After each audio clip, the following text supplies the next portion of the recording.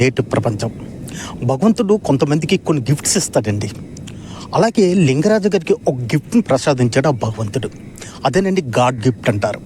అంటే సంగీతంలో తనకు చాలా ఇంట్రెస్ట్. సంగీతం అంటే లింగరాజు గారికి చాలా ఇంట్రెస్ట్.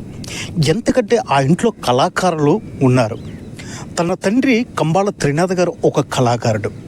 తన అన్నయ్య సుమన్ ధనంజయ్ అని మంచి గజల్ సింగర్.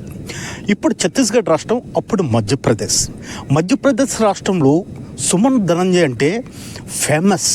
ఎందుకంటే సుమన్ ధనంజయ్ కోసం తెలియని వ్యక్తి అంటే లేరు.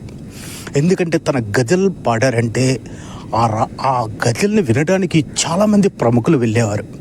మరి అలాంటి అన్నయ్యకి తమ్ముడిగా పుట్టారు లింగరాజు కూడా అదే కోవలోకి వెళ్ళి సంగీతాన్ని నేర్చుకున్నారు. సంగీతం నేర్చుకున్నారంటే గురువు అంటూ లింగరాజు గారికి ఎవరూ లేరు. తన తండ్రి, తన అన్నయ్యే గురువు.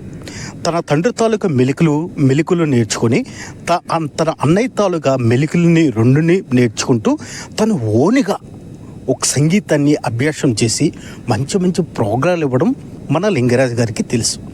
అయితే లింగరాజు గారు మన పలాస నుండి హైదరాబాద్ వరకు పలు భజన కార్యక్రమంలో మంచి ప్రోగ్రాలు ఇచ్చి లింగరాజు గారు ఒక బిరుదును కూడా సంపాదించుకున్నారు.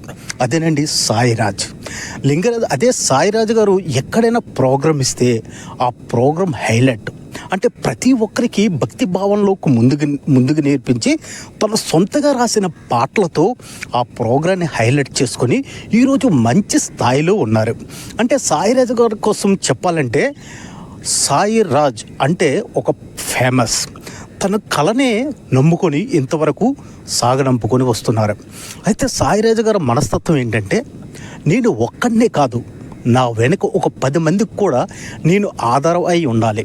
అంటే నేను చేసిన ప్రోగ్రాంలో 10 మంది కూడా నాతో వస్తే ఆ 10 మందికి కూడా జీవనోపాధి అవుతుందని ఒక మంచి మనస్తత్వాన్ని కలిగిన సాయిరాజు గారికి మా నేటి ప్రపంచం తరపున ధన్యవాదాలు తెలియజేసుకుంటున్నాను. అయితే ఇంతకు సాయిరాజు ఎవరనుకుంటున్నారా?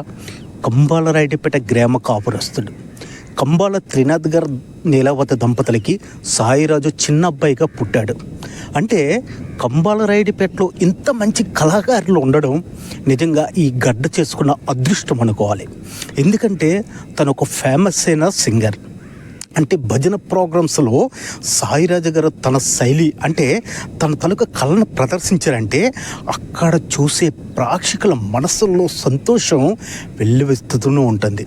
మరి ఇలాంటి గడ్డ మీద పుట్టిన సాయిరాజు గారికి మరొకసారి మన నేటి ప్రపంచం తరపున ధన్యవాదాలు తెలియజేసుకుంటున్నాం. సాయిరాజు గారి తాలూకా మనస్తత్వ విధానం ఏంటంటే, నేను ఒక 10 మందికి అన్నం పెట్టాలి. ఆ భావన ప్రతి ఒక్కరిలో ఉంటే ఎంత బాగుంటుందండి. అంటే నేను ఒక ప్రోగ్రాం చేశానంటే ఆ ప్రోగ్రాంలో 10 మంది నాతో వస్తున్నారు కాబట్టి 10 మందికి కూడా ఒక ఆధారం అవుతుంది అనే ఒక ఆలోచనతో ఆయన ముందుకు నడుస్తూ మంచి మంచి ప్రోగ్రాలు ఇస్తూ మంచి హైలైట్గా ముందుకు సాగినందుకు మరొకసారి మా నేటి ప్రపంచం తరపున ధన్యవాదాలు తెలియజేస్తున్నాం. చూస్తూనే ఉండండి మా నేటి ప్రపంచం.